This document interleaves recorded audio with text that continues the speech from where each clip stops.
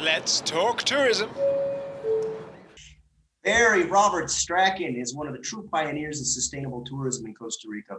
Way back in the 80s, Bary had one of the first tour operators in the country. He also served as the president of the private sector's tourism chamber, vice president of the government's tourism institute. Later on, he served as president of the National Institute of BioDiversity and helped establish Costa Rica's Sustainable Tourism Certificate. Today, he's a consultant who navigates the worlds of private and public sector tourism in Costa Rica better than anybody I know. Bary, let's talk tourism. Hey, let's go for it. Good to hear you, Casey. Good to see you. Good to see you All too. people who are listening to us, we welcome them and hope that this is worth it to them. That's Hopefully. Take us way back. How the heck did you get your start in tourism in Costa Rica?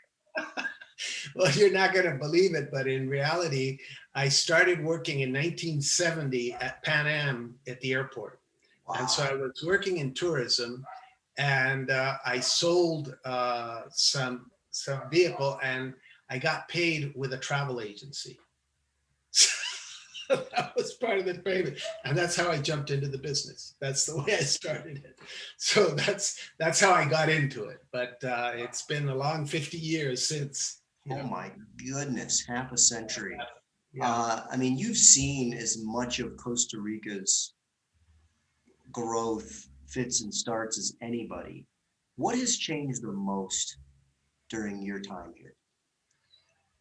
That's an interesting question, Casey, and you have to really try to analyze it profoundly to be able to understand what the major changes are. Because in effect, I would say that what has made our product such a good destination, and we've become such a good destination, is pretty much the same, but we didn't know how to manage it when we started, and we've learned a lot better how to manage it, but we're still running short on a lot of things that we should have. But what has changed is mostly the fact that the growth in the tourism has put a lot of pressure on the development of the services and the product and services of the country.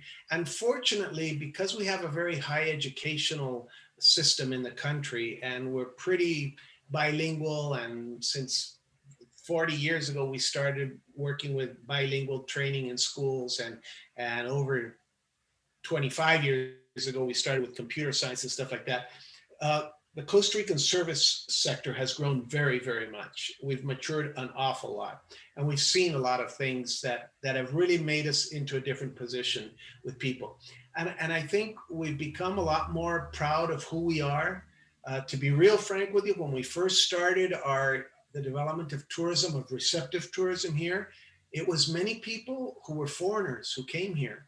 Glenn John Paul, Jim Damalas, and so many others that I shouldn't really name anybody because I'll leave a lot of them out. But a lot of them that came with the vision that they had from other places, and they came and shared it with us, and they became leaders, and they became doing things that other people did not do.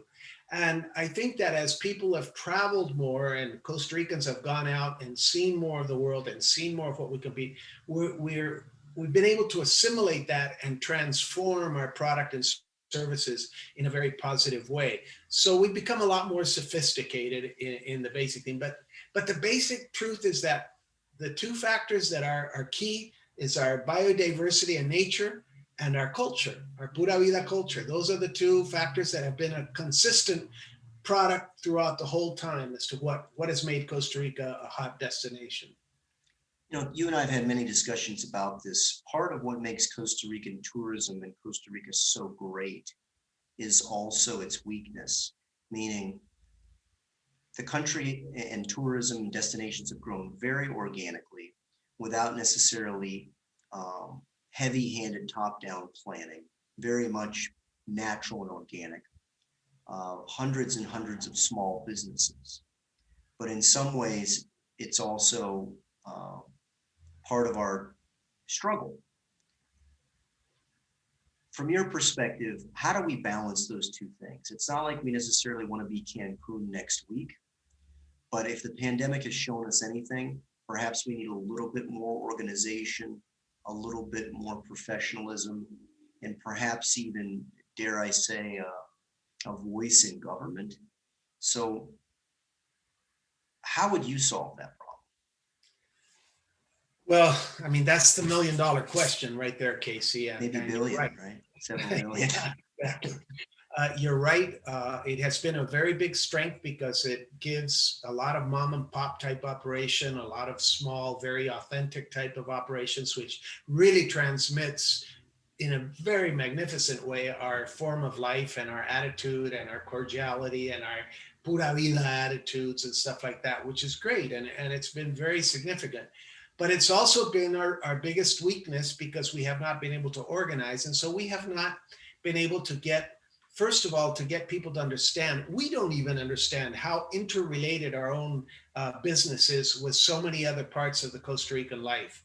I mean, I was talking with a major economist of the government just a month ago, and he's a producer of eggs. And I told him, well, did you realize that last year your business sold less than 120 million dozen eggs less because the tourists didn't come to buy them?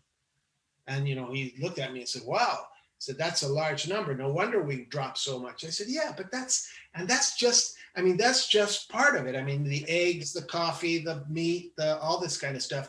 But on top of that, there's so much other things. Tourism requires infrastructure. So to get to the places where tourism is, they have to build roads. We get electricity and we get telephone in. Tourism is a pusher to get all these things developed in a way that will make a difference. And we have not been able to get the government to respond to us because we have not organized ourselves properly.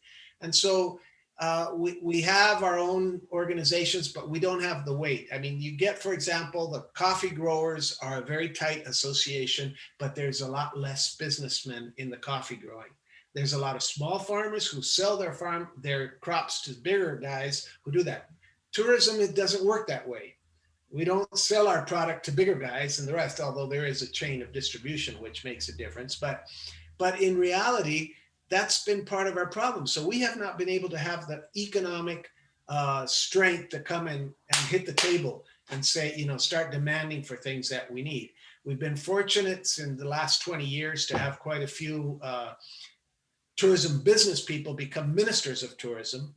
But I mean, the real key factor is very, very clearly seen by the fact that the major problem we have right now in this pandemic is maintaining companies open.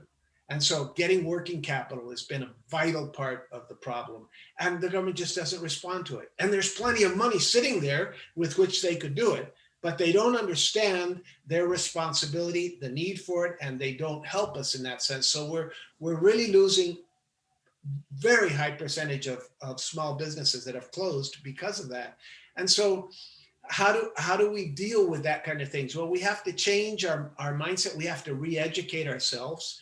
And so in part, that's why we've started this whole political movement of getting a tourism party in order to get some vote weight behind where our positions stand for, not to get power, not to elect people, but rather to be able to defend the things that tourism needs and how they affect and interact with other sectors of the economy and the rest. And yet, even with that, the key is an educational process.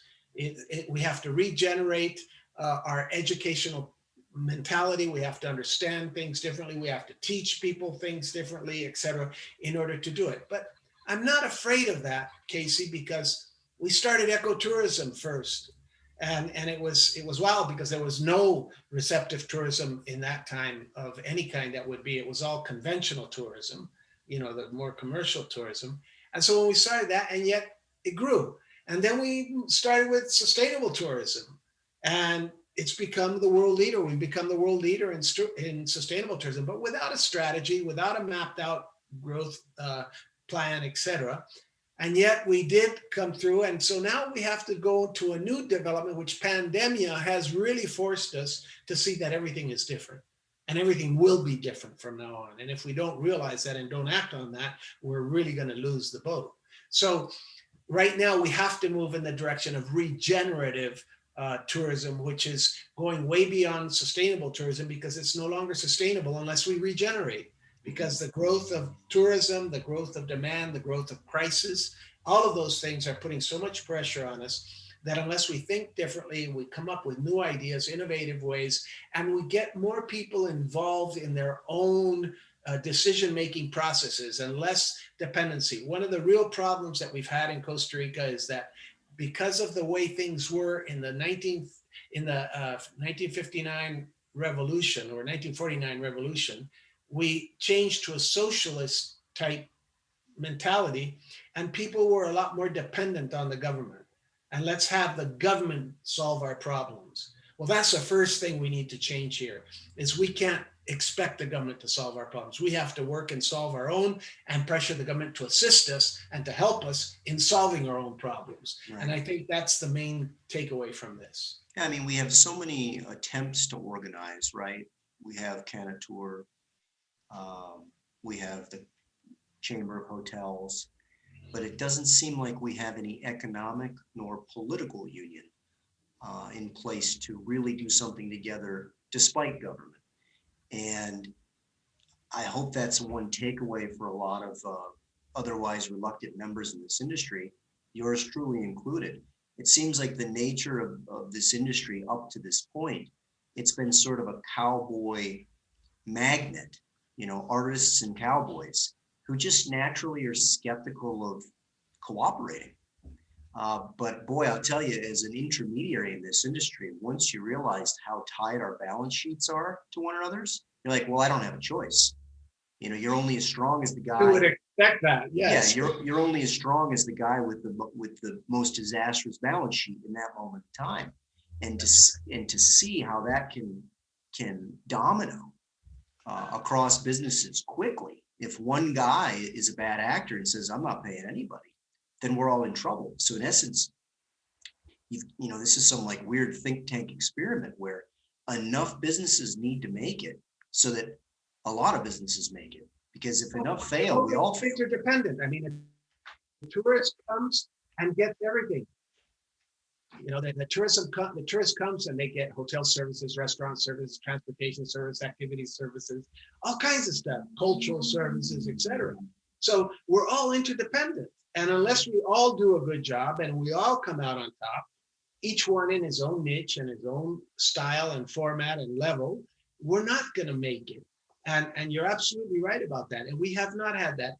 I believe strongly in the need for having these different sectorial organizations to defend the interest of specific subsectors and things like that, because otherwise, sometimes these things get left behind and they don't really get, not everybody can see everything. So you need people who can remind you of what certain subsectors need in order to make a better decision for everybody. But you're right, we have not had the political or the financial clout. And yet, our business represents 10% of the gross national product. And we are the biggest employer in the country, over 250,000 direct employees and over 650,000 indirect employees. So we are an enormous force, but we're atomized. And we're atomized in a very good way in the sense that we're all around the country. But that makes it very difficult to organize. And this is precisely why we're trying to get people to come together and get under one umbrella, so we have very clear what our objectives are, what the tourism sector needs, where everybody gets benefited, not just one people. And because people here won't listen unless you have the financial structure to back you up. And there's so many small companies that we don't have that united financial front like others do, or other sectors. Then we have to do it with the votes. We're going to have to put political pressure on people and say, we're going to vote you in if you're going to back up tourism, and we're going to vote against you if you don't. And that's the kind of pressure that I have after 50 years of being a leader and working in all of this and trying to help develop. And I'm very proud of what we've achieved. I'm not at all recriminating anything about what we have achieved in the country, but we have to improve and we have to do a lot better. And we have to face the future differently than we have faced tourism up to now. Well, that's just it, right? I mean, whoever foresaw a total system shutdown? You know, so how do you prepare for that, right? It's a black swan type of But we need to prepare now so that it doesn't happen to us again. Of course. You know what sometimes I think is a shame, you know, so many different industries have really great private pensions in their cooperatives. If for the last 20 years, everybody been thrown $10 in a hat, just imagine the size of that fund we would have had today. But again, these are And the we would things have that, been able to keep these small businesses going. yeah, or at least have posted the guarantee for Exactly. future cash flow loans, right? Whatever mechanism, financial mechanism was required, but we could have helped and we didn't. We weren't ready for it. And that's one of the main lessons that we have to learn. And if we don't learn that, because these things are going to happen again and again. Look at what's happening. Just a couple of days ago, Spain closed up again. As you were mentioning before, Australia has gone down the tubes again. And there's all kinds of stuff like that is going to keep happening. And we don't have any control over it. And it's going to happen from different originating destination producers. I mean, tourism producers. And it's going to affect the airlines, and it's going to affect, it's an international world. We're not alone. And that's something that we need to really understand, because we can do everything we want here, but if tourists don't come, we're still screwed.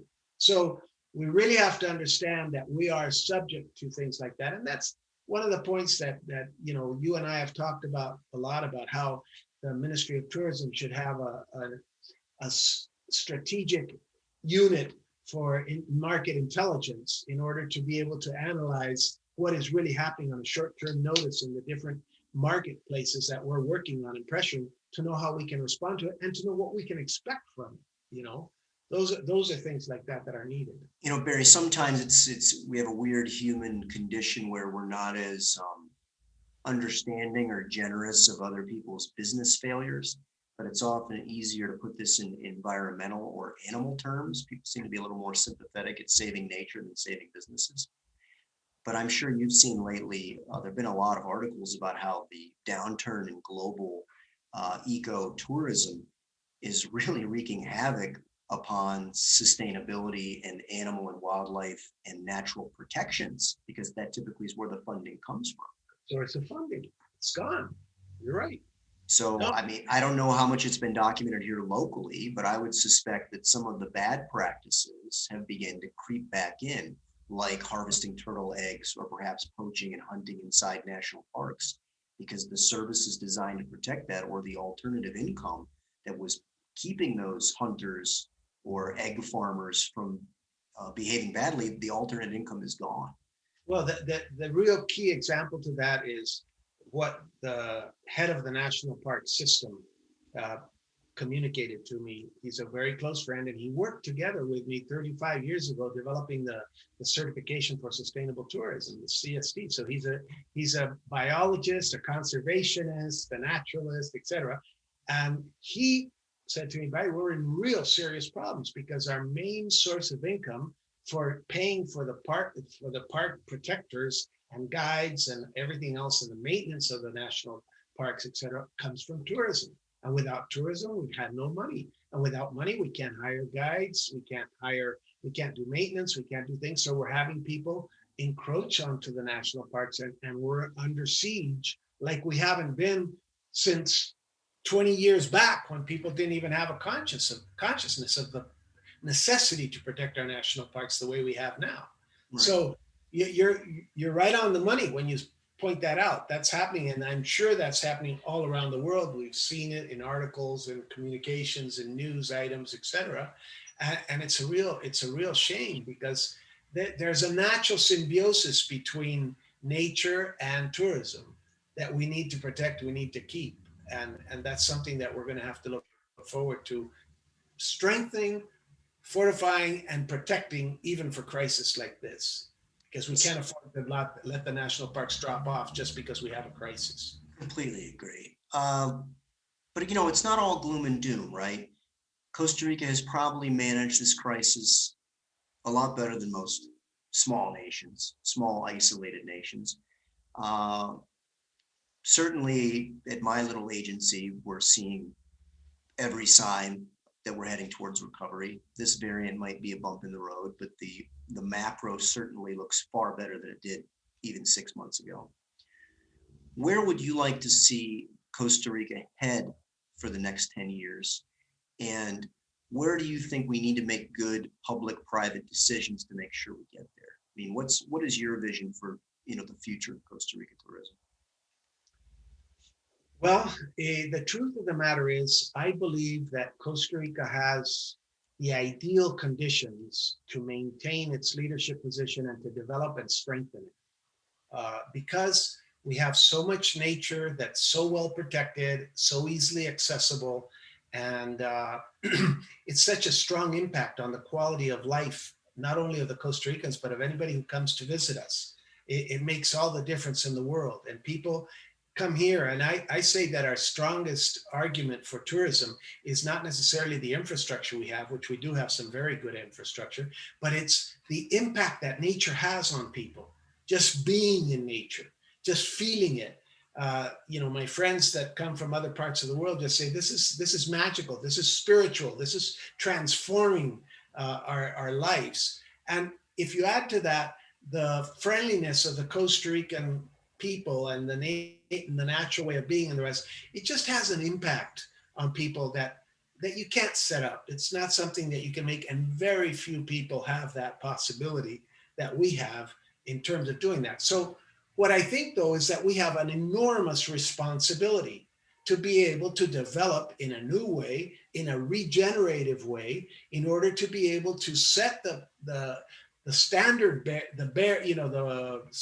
for keeping up the levels. And I would hope that Costa Rica could grow and grow in terms of not necessarily so much in volume, but in quality of tourism. And yes, it will be a bit more expensive, but you get what you pay for. It should be a better, higher level that will protect, that will give the things. And hopefully we can develop that more and more to other people. I mean, we don't need necessarily, I'm not against backpackers, but if backpackers are going to come here and just, trash things and do things like that, that's not necessarily the kind of tourism we need. We need tourists who come and help recycle themselves besides recycling what we have in the country when they come. And we have a responsibility for that. So I think that we can maintain that leadership position, grow on it, and help other countries develop it, because we're not an island on our own either. And we need to understand that we have to help push these same concepts, just like we push ecotourism and we push sustainability. We need to push the development of sustainable tourism on the basis of regenerative development is what we need to push. So I think we can do it. And I think that we have all the opportunity and resources to do it. And we just have to, make up our mind to do it. And I think it will pay off very much in the long run. Bary, do you know the backstory of the high tide development rules in Costa Rica? Because in my opinion, that's one of the best single pieces of policy that has literally shaped the coastal development of the country. And when you go to other places like a Panama or a Mexico or more traditional resort development, the first thing you notice is towers on the beach. Costa Rica is one of the few places that does not have that, and in the most part prohibits it. Where did that wisdom come from? Well, it came from the same concept that I think generated the national parks. This is the early 70s. Remember, the national park system was started officially in 1972. And it comes from protecting, precisely to protect the coastal areas from a biological perspective to begin with. It wasn't so much from others, but it was mostly from a biological perspective, and realizing that what the pressure does and the damage that the development has done in other parts.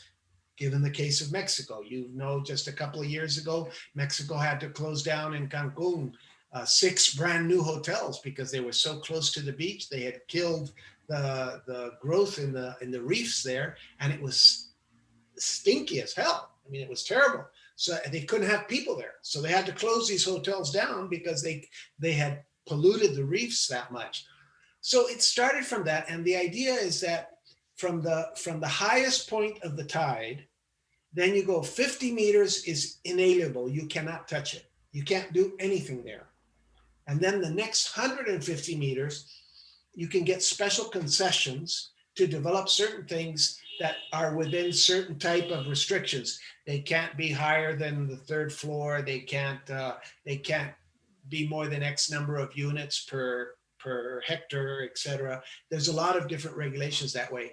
And yes, it has been a phenomenal protective measure for the coastal areas.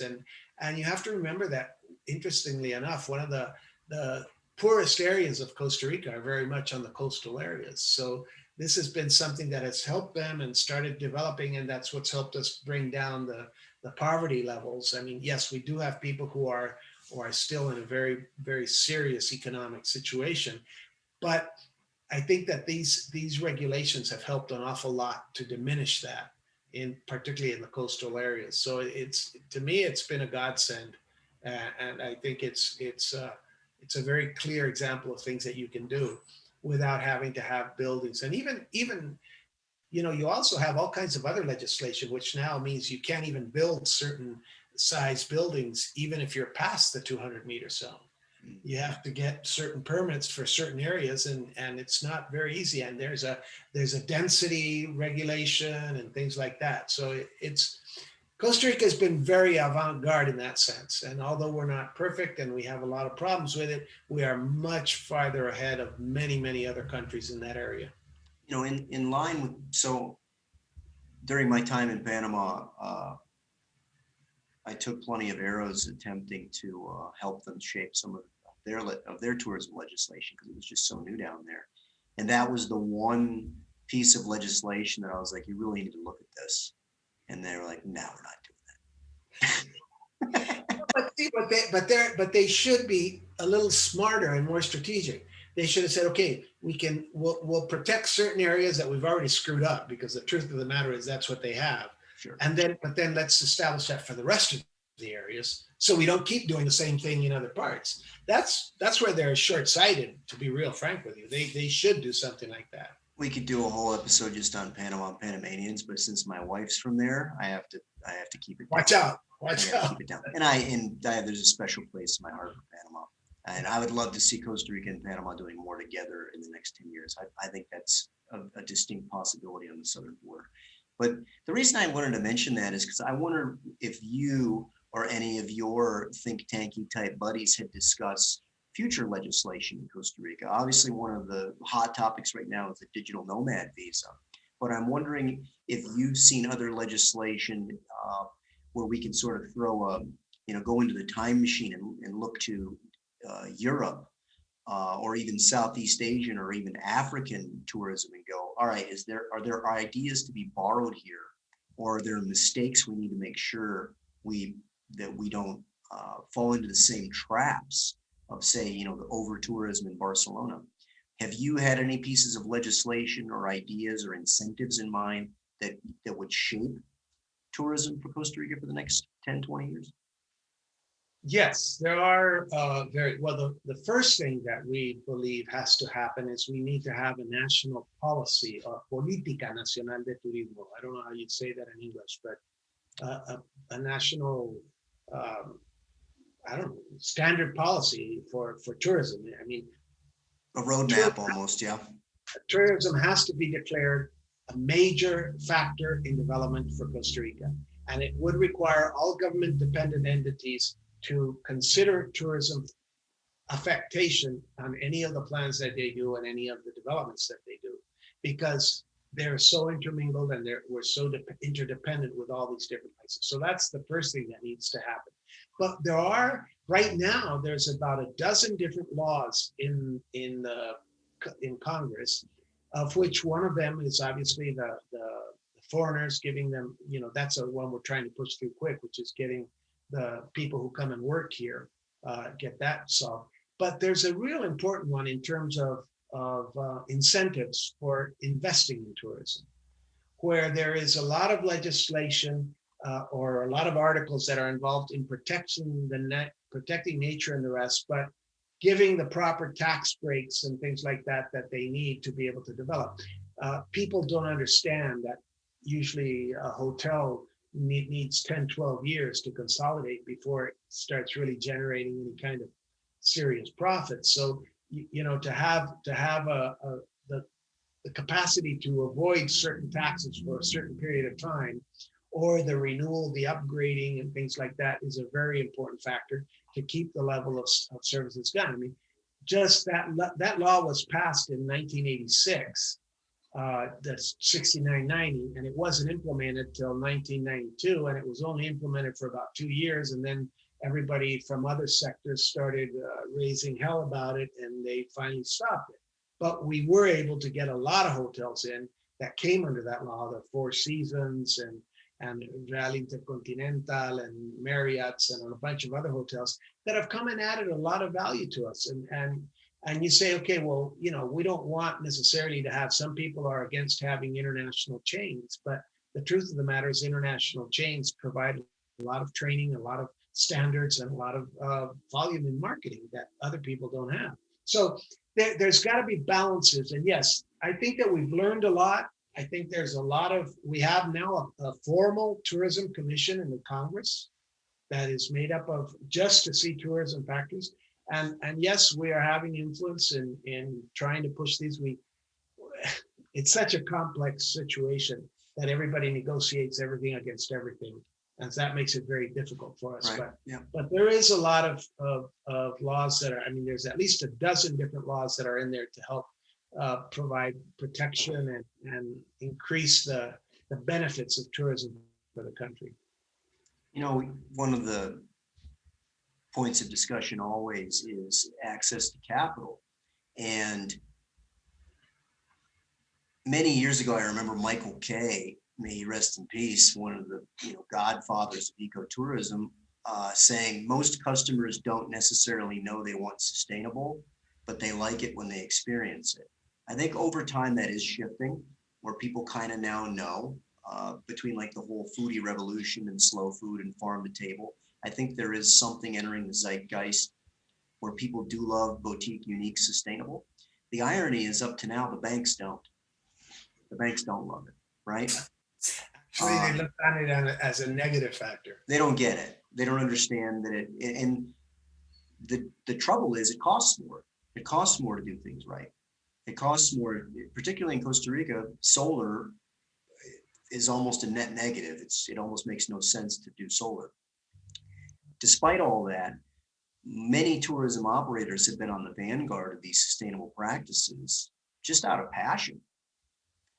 Do you see where all of this ESG, environmental sustainable governance mandate, and this push in the international banking and the development banking community, do you see where Costa Rica might be able to seize opportunities to meet that gap? Where, yes, there are these green operators who would love to do these things, but the numbers don't quite net out.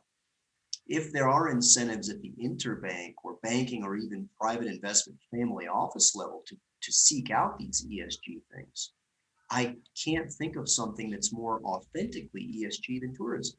So where's the disconnect? Why has the money not found its way to these true green, true believers? The first disconnect comes from volume. Most banking systems and the international funding system like to work with big amounts. Managing small operations is too expensive, too costly for any bank system and the rest. And the great majority of the Costa Rican product is in small businesses.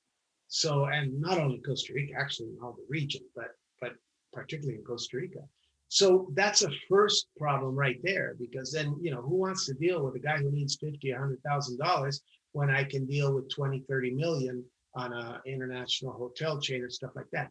And we have found a lot more disposition by the banks to fund projects that are much more responsible in terms of sustainability and bioprotection, and et cetera, et cetera. So in that sense, but again, the problem is it doesn't reach the smaller ones. But I think that that what is really happening is the pressure is coming from the clients. There's so much more happening now on a global basis. We were talking earlier about how much the technology provides you with a lot of information and a lot of disinformation, but it does provide a lot of information. And so all the younger people in the States, I mean, how long ago did it be that you did everything on a cell phone? Before that, we didn't. So it was a whole different world. Now everything's on a cell phone, and I want to see everything right away. So I want to see sustainability. I want to see social responsibility. I want to see equality between gender equality. I want to see all kinds of stuff that the younger generation is starting to, and they're starting to demand these things and check them out. And they have real easy ways with just their cellular phone. They just go and check it out and look. So that's putting a lot of pressure, which is very positive in terms of forcing companies to move in that direction and being very creative in terms of their way of doing it. Yeah, it's true that solar energy is expensive here and it's not really the solution, but there are many other ways of solving problems in terms of energy and recycling and things like that make it organic farming and other things that can contribute towards lowering costs and towards making things even for the smaller companies, which actually make for a better experience for the tourists that visit us. So I think that we really can't expect too much from the banking system. I think that's where the government is failing very seriously, because the government should be providing the guarantees for that 10% that you might have of defaults on loans. They should be guaranteeing that 10% so that the banks will lend to all the smaller ones, and they can lend through other institutions. They don't have to necessarily operate them themselves. There's a lot of cooperatives. Cooperatives are very strong here in Costa Rica. So you could get a cooperative to manage the funds for financing the smaller companies and just get the funds provided to them from the bigger ones and guaranteed by the government. An aval, I don't know how you say it, it's a guarantee, but Guarantee. from the government to guarantee these loans. And that's what we're lacking. We're really lacking that. And that's where the government is not stepping up to the plate where it should. And yet they're doing all kinds of other stuff, like they forgive the coffee producers who owe money, or the sugarcane producers who owe money, or all these different things. They forgive huge amounts of money. Tourism is not asking for forgiveness of any debt. They're just asking for a chance to live and to produce, and we're not getting that. So I think there's the social aspects of tourism, the impact it has on communities all around the country is a very important factor that the government is not really being aware of and not taking seriously. And we need to have that change very, very quickly. Well, we're in an election year, so you never know, right? Well, everybody will promise everything now. Of course. We got to promise a few 100,000 tourism votes. Our votes are for sale, if whoever's listening. Yeah. Bary, last question before we go. Again, you've seen decades and decades of change here, hopefully most for the better. What do you hope never changes in Costa Rica and Costa Rica tourism? The authenticity. To really be ourselves, to really be friendly to people, to understand that we're an international community. When tourists are here, when you have over 3 million tourists come to a country where there's only about 4 million adults, you're having a pretty heavy effect. During at least most of the time, you're having at least another million and a half foreigners here at the same time. So we are an international community. And I would hope that we can assimilate that and maintain authenticity and maintain the core values of our society that can give that different experience of family, of food, of experience that is much more welcoming, much more, a lot of people call it the Latino type syndrome to a certain degree, but in effect, I'm very afraid that we'll let people recycle us instead of our recycling them, and only for money. You see, that's where the problem is. When people start coming in and say, okay, but I want it this way, and I want money, which is one of the criticisms that they make, just to give an example, what a lot of destinations make of the Chinese market. The Chinese come in big numbers and they generate a lot of money, but then they require the Chinese food and they require all to be at the same time. So they have to close the restaurants for anybody else because just the Chinese can be there. So, well, that's the kind of stuff I would not want Costa Rica to have happen.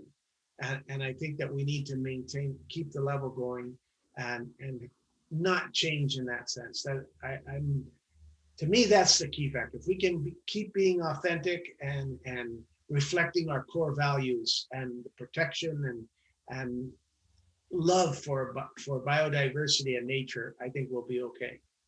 Great point. Senor Roberts, always a pleasure chatting. My pleasure to talk with you, Casey, too, and good job getting people more aware of things in tourism. This is the kind of things that we need right now. This is what you're doing is part of the educational process that's required. So I congratulate you and I commend that you keep doing it. And any way we can help, aquí estamos. Muchas gracias. Thanks, Bary. You have a great day. Have a great weekend. Pura vida. Let's talk tourism.